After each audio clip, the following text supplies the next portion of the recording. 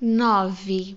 Demais, a crença vulgar coloca as almas em regiões apenas acessíveis ao pensamento, onde se tornam de alguma sorte estranhas aos vivos.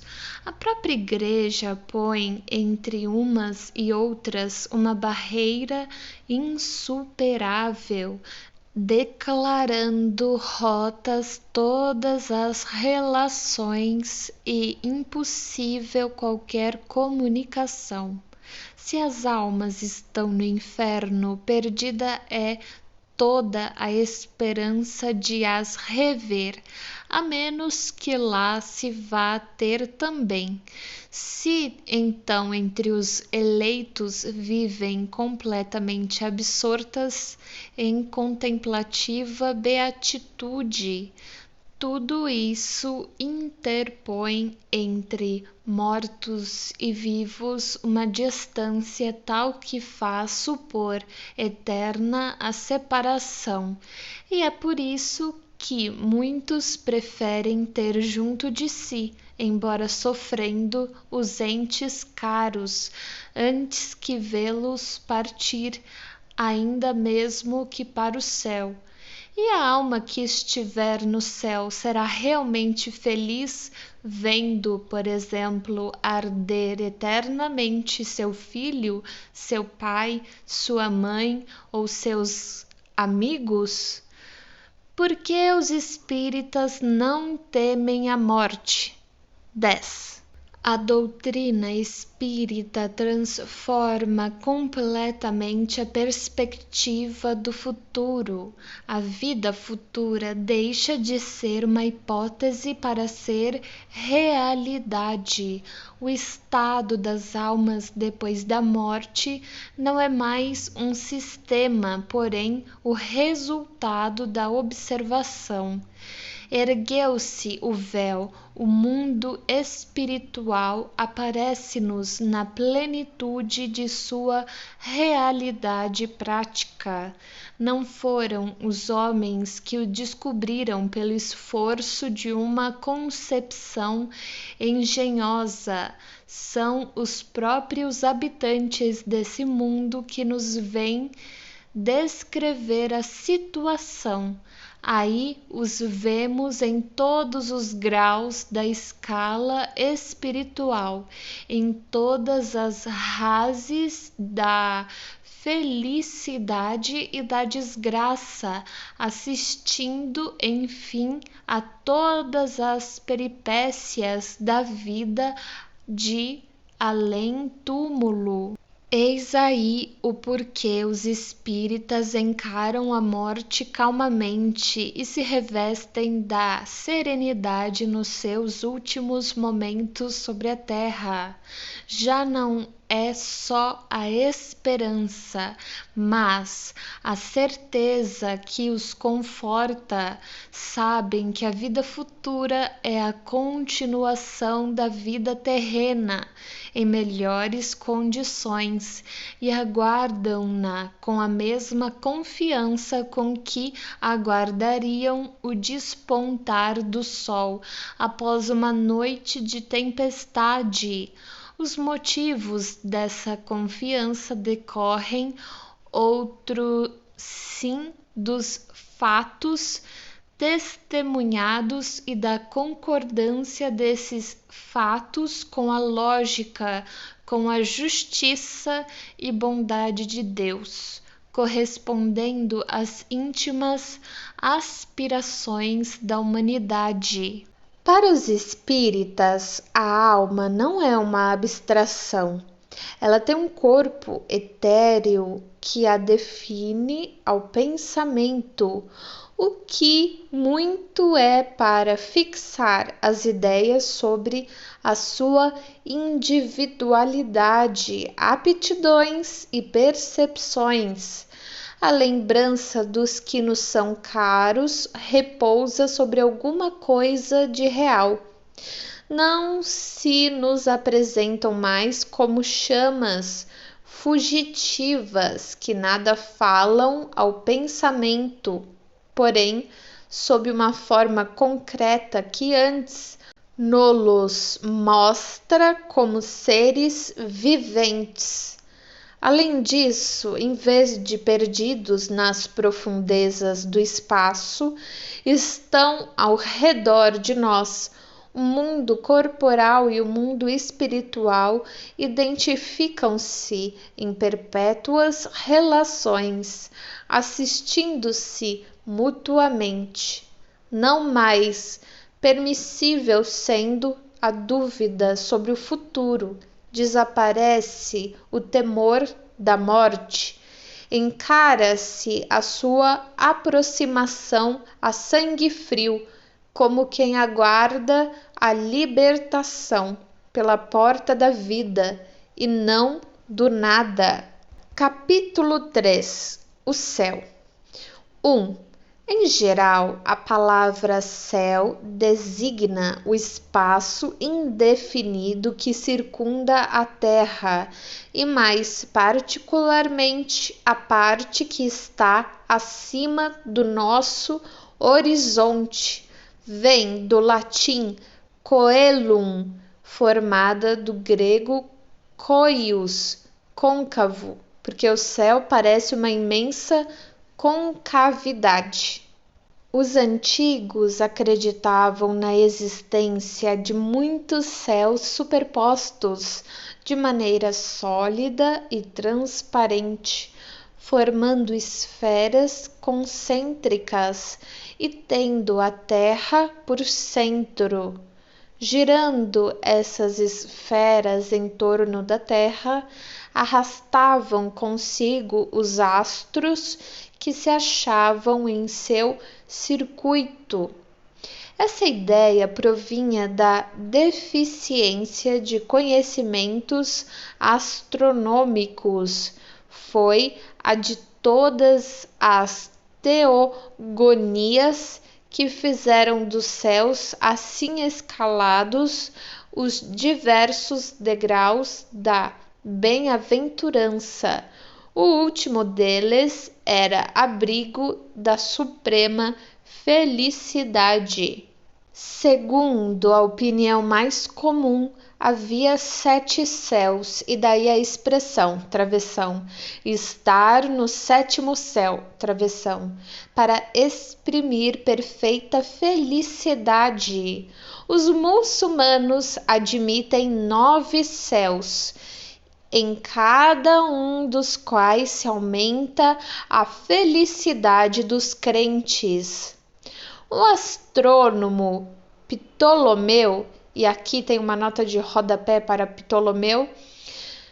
Ptolomeu viveu em Alexandria, Egito, no 2º século da era cristã. Retornando ao texto, contava 11 e denominava ao último Empíreo.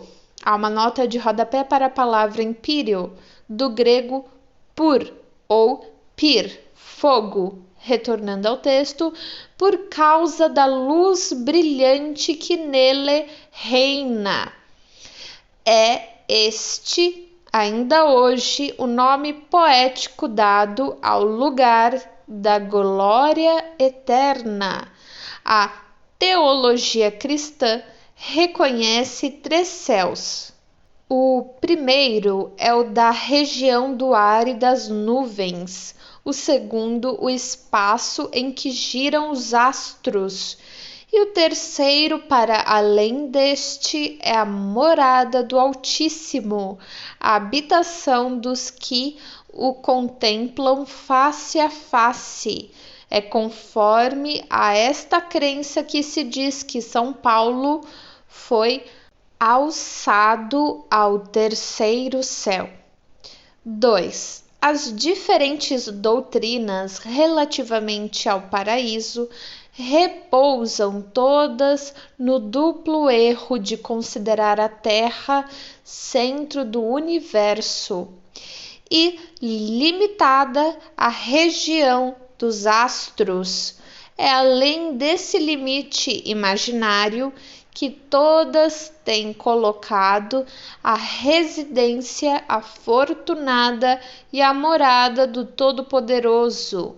Singular anomalia que coloca o autor de todas as coisas, aquele que as governa a todas, nos confins da criação, em vez de no centro, donde o seu pensamento poderia irradiante abranger tudo. 3. A ciência, com a lógica inexorável da observação e dos fatos, levou o seu archote às profundezas do espaço e mostrou a nulidade de todas essas teorias. A Terra não é mais o eixo do universo, porém um dos menores astros que rolam na imensidade. O próprio Sol mais não é do que o centro de um turbilhão planetário. As estrelas são outros tantos inumeráveis sóis, em torno dos quais circulam mundos sem conta, separados por distâncias apenas acessíveis ao pensamento, embora se nos afigure tocarem-se.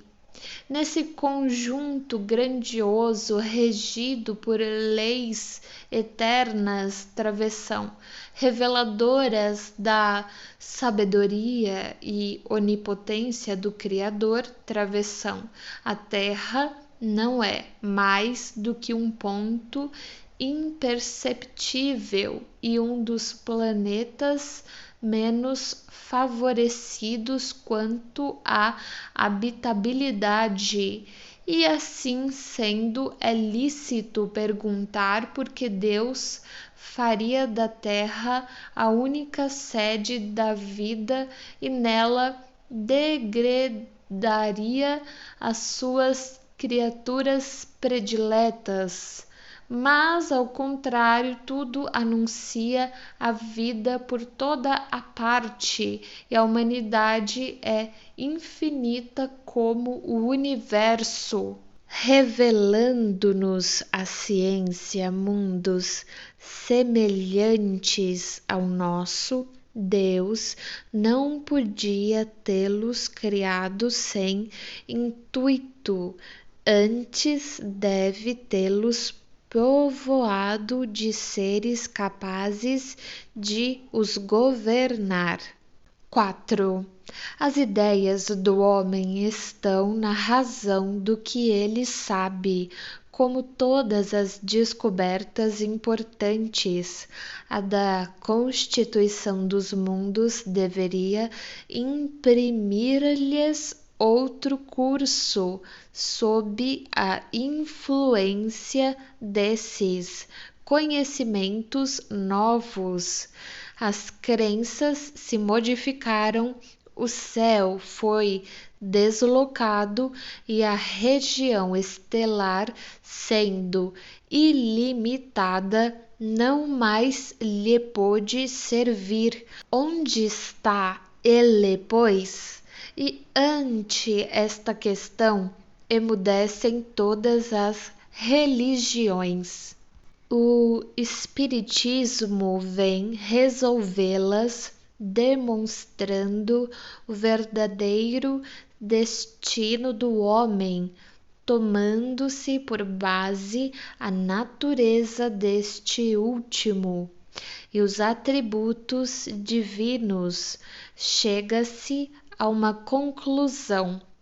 Isso quer dizer que, partindo do conhecido, atinge-se o desconhecido por uma dedução lógica, sem falar das observações diretas que o Espiritismo faculta. 5. O homem compõe-se de corpo e espírito. O espírito é o ser principal racional inteligente. O corpo é o invólucro material que reveste o espírito temporariamente para o preenchimento da sua missão na Terra e execução do trabalho necessário ao seu adiantamento.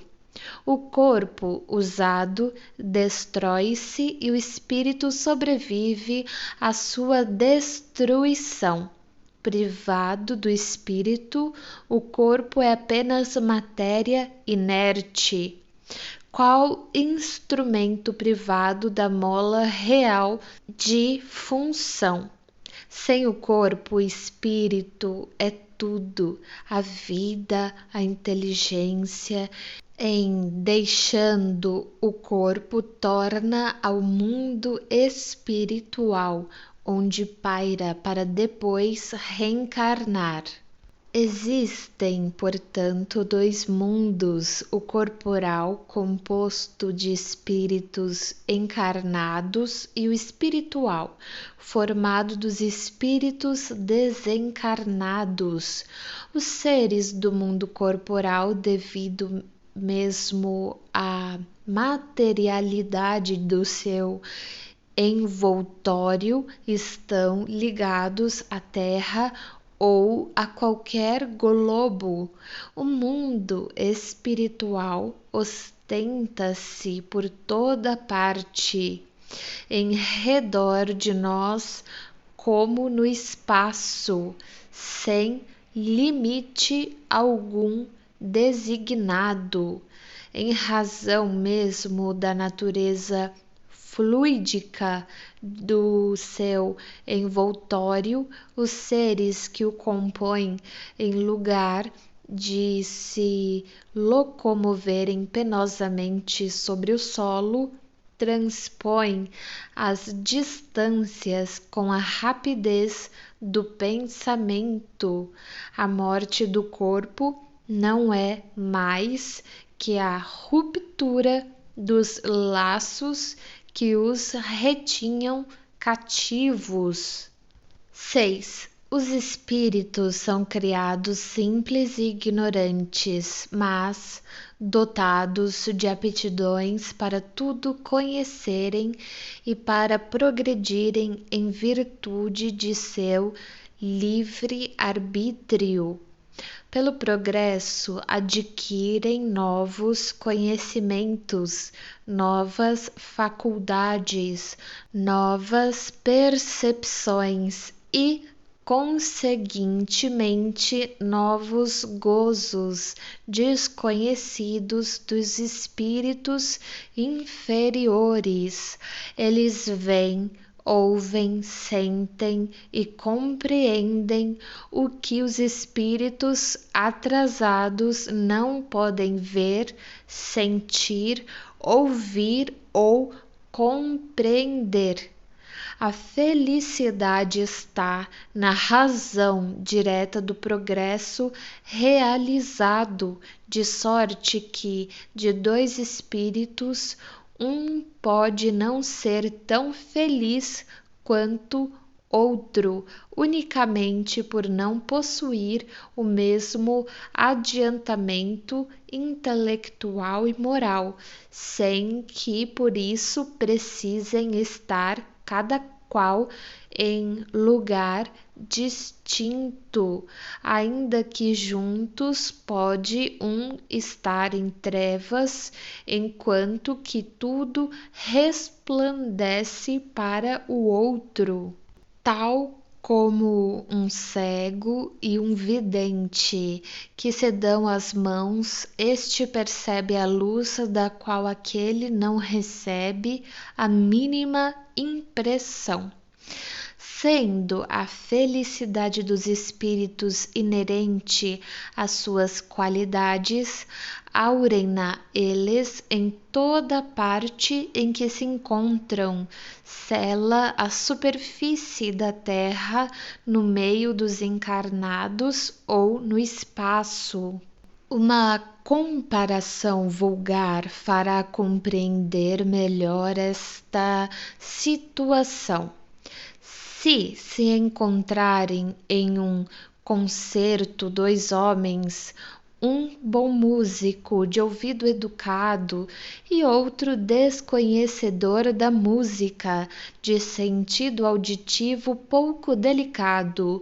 O primeiro experimentará sensação de felicidade, enquanto o segundo permanecerá insensível, porque um compreende e percebe o que nenhuma impressão produz no outro.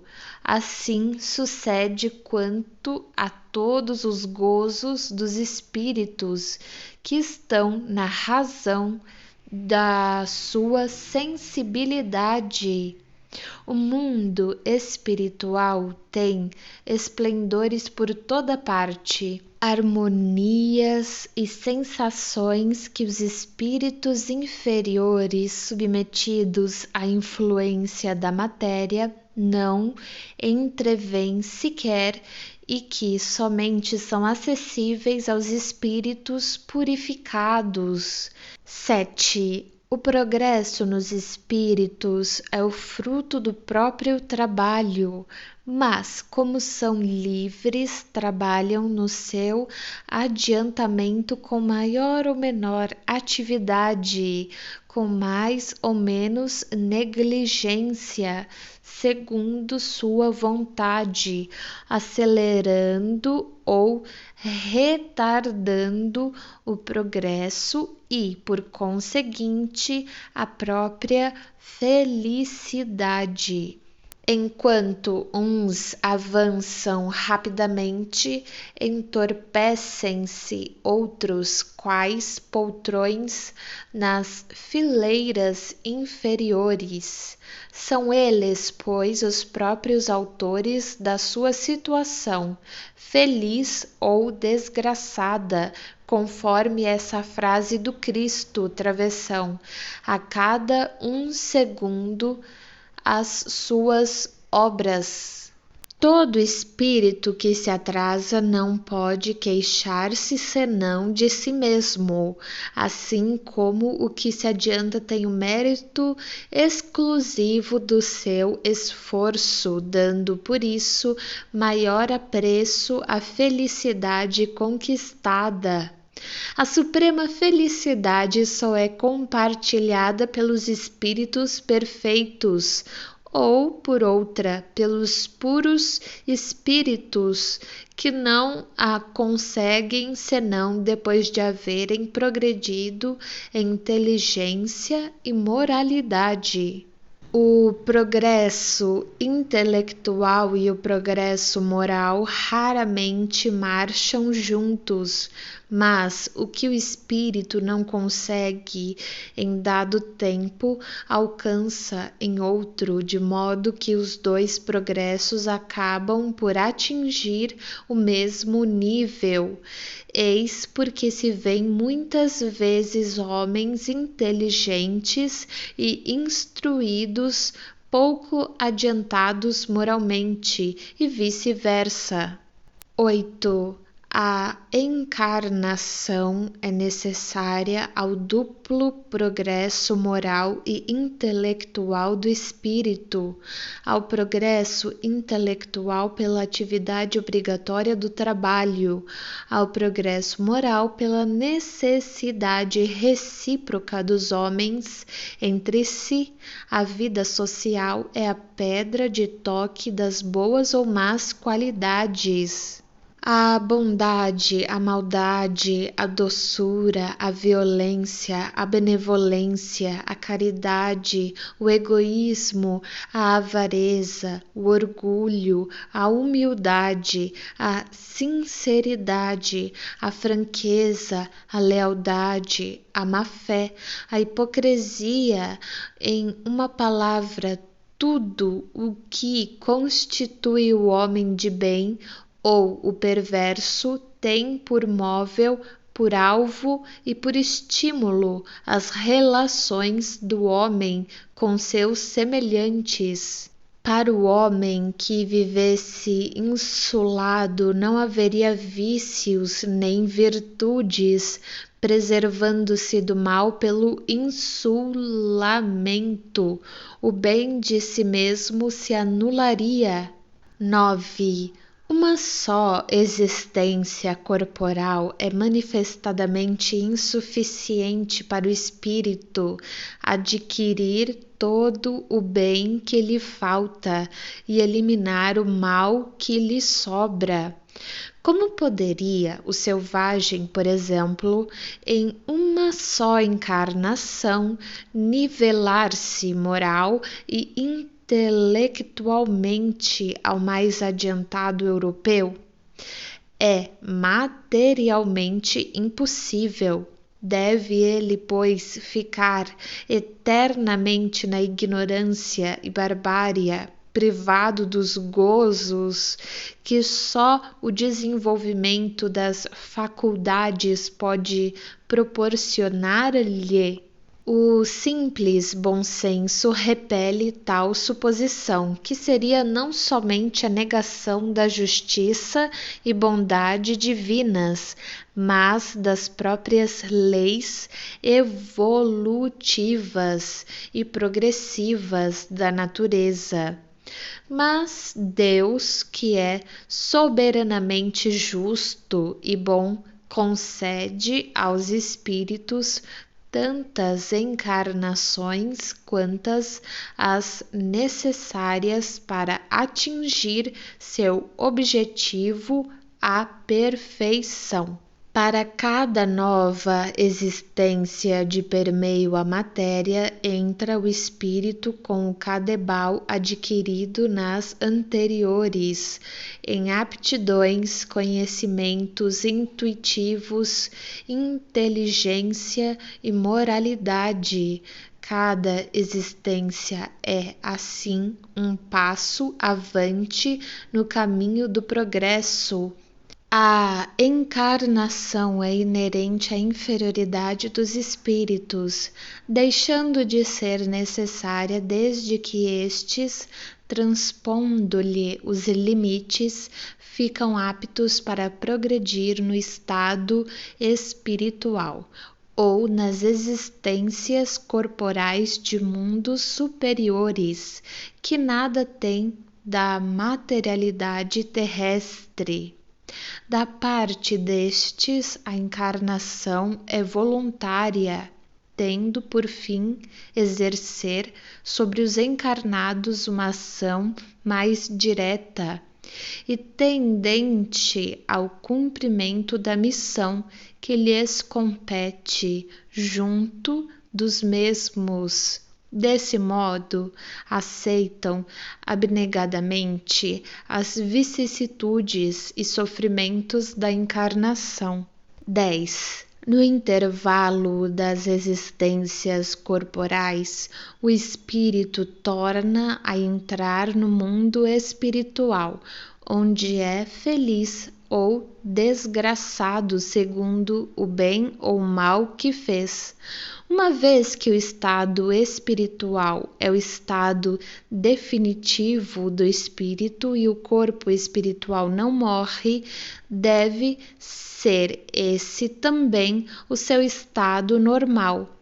O estado corporal é transitório e passageiro. É no estado espiritual, sobretudo, que o espírito colhe os frutos do progresso realizado pelo trabalho da encarnação. É também nesse estado que se prepara para novas lutas e toma as resoluções que há de pôr em prática na sua volta à humanidade. O espírito progride igualmente na erraticidade, adquirindo conhecimentos especiais que não poderia obter na Terra e modificando as suas ideias. O estado corporal e o espiritual constituem a fonte de dois gêneros de progresso, pelos quais o espírito tem de passar alternadamente nas existências peculiares a cada um dos dois mundos. 11. A reencarnação pode dar-se na Terra ou em outros mundos. Há entre os mundos alguns mais adiantados, onde a existência se exerce em condições menos penosas que na Terra, física e moralmente, mas onde também só são admitidos espíritos chegados a um grau de perfeição relativo ao estado desses mundos. A vida nos mundos superiores já é uma recompensa, visto nos acharmos isentos aí dos males e vicissitudes terrenos, onde os corpos menos materiais, quase fluídicos, não mais são sujeitos à moléstia, às enfermidades e tampouco têm as mesmas necessidades. Excluídos os espíritos maus, gozam os homens de plena paz, sem outra preocupação além da do adiantamento pelo trabalho intelectual. Reina lá a verdadeira fraternidade, porque não há egoísmo, a verdadeira igualdade, porque não há orgulho, a verdadeira liberdade, por não haver desordens, a reprimir, nem ambiciosos que procurem oprimir o fraco. Comparados à Terra, esses mundos são verdadeiros paraísos, quais pousos ao longo do caminho do progresso conducente ao estado definitivo. Sendo a Terra um mundo inferior destinado à purificação dos espíritos imperfeitos, está nisso a razão do mal que aí predomina, até que praza a Deus fazer dela morada de espíritos mais adiantados. Assim é que o espírito, progredindo gradualmente, à medida que se desenvolve, chega ao apogeu da felicidade. Porém, antes de ter atingido a culminância da perfeição, goza de uma felicidade relativa ao seu progresso. A criança também frui aos prazeres da infância, mais tarde os da mocidade e finalmente os mais sólidos da madureza. 12. A felicidade dos espíritos bem-aventurados não consiste na ociosidade contemplativa, que seria, como temos dito muitas vezes, uma eterna e fastidiosa inutilidade. A vida espiritual em todos os seus graus é, ao contrário, uma constante atividade, mas atividade isenta de fadigas. A suprema felicidade consiste no gozo de todos os esplendores da criação, que nenhuma linguagem humana jamais poderia descrever, que a imaginação mais fecunda não poderia conceber. Consiste também na penetração de todas as coisas na ausência de sofrimentos físicos e morais, numa satisfação íntima, numa serenidade d'alma imperturbável, no amor que envolve todos os seres por causa da ausência de atrito pelo contato dos maus e, acima de tudo, na contemplação de Deus e na compreensão dos seus mistérios revelados aos mais dignos. A felicidade também existe nas tarefas cujo encargo nos faz felizes. Os puros espíritos são os messias ou mensageiros de Deus pela transmissão e execução de suas vontades. Preenchem as grandes missões, presidem a formação dos mundos e a harmonia geral do universo, tarefa gloriosa a que se não chega senão pela perfeição. Os da ordem mais elevada são os únicos a possuírem os segredos de Deus, inspirando-se no seu pensamento de que são diretos representantes. 13. As atribuições dos espíritos são proporcionadas ao seu progresso, as luzes que possuem, as suas capacidades, experiência e grau de confiança inspirada ao Senhor soberano. Nem favores, nem privilégios que não sejam o prêmio ao mérito, tudo é medido e pesado na balança da estrita justiça. As missões mais importantes são confiadas somente àquele que Deus julga capazes de as cumprir e incapazes de desfalecimento ou comprometimento.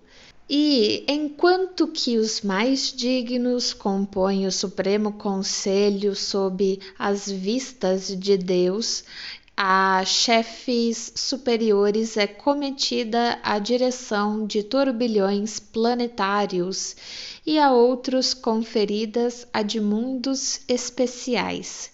Vem depois, pela ordem de adiantamento, a subordinação hierárquica, as atribuições mais restritas dos pressupostos ao progresso dos povos, a proteção das famílias e indivíduos ao impulso de cada ramo de progresso, as diversas operações da natureza até os mais ínfimos pormenores da criação.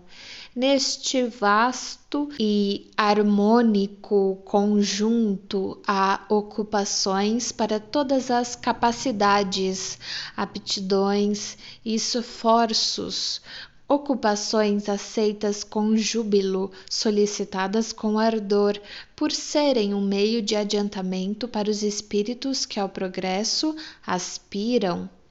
14. Ao lado das grandes missões confiadas aos espíritos superiores, há outras de importância relativa em todos os graus, concedidas a espíritos de todas as categorias, podendo afirmar-se que cada encarnado tem a sua, isto é, deveres a preencher a bem dos seus semelhantes, desde o chefe de família a quem incumbe o progresso dos filhos, até o homem de gênio que lança às sociedades novos germes de progresso. É nessas missões secundárias que se verificam desfalecimentos, prevaricações e renúncias que prejudicam o indivíduo sem afetar o todo. 15. Todas as inteligências concorrem, pois, para a obra geral, qualquer que seja o grau atingido a cada uma na medida das suas forças, seja no estado de encarnação ou no espiritual. Por toda parte, a atividade desde a base ao ápice da escala, instruindo-se, coadjuvando-se em mútuo apoio, dando-se as mãos para alcançarem o zênite ou zênite. Assim se estabelece a solidariedade entre o mundo espiritual e o corporal, ou, em outros termos, entre o homem e os espíritos, entre os espíritos libertos e os cativos. Assim se perpetuam e consolidam pela purificação e continuidade de relações as verdadeiras simpatias e nobres afeições. Por toda parte, a vida e o movimento. nenhum canto do infinito despovoado, nenhuma região que não seja incessantemente percorrida por legiões inumeráveis de espíritos radiantes, invisíveis aos sentidos grosseiros dos encarnados, mas cuja vista deslumbra de alegria e admiração as almas libertas da matéria. Por toda parte, enfim, há uma felicidade relativa a todos os progressos, a todos os deveres cumpridos, trazendo cada um consigo os elementos de sua felicidade, decorrente da categoria em que se coloca pelo seu adiantamento.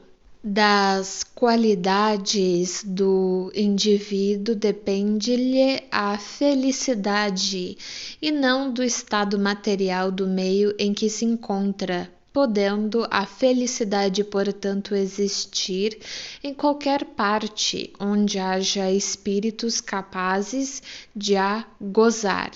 Nenhum lugar lhe é circunscrito e assinalado no universo.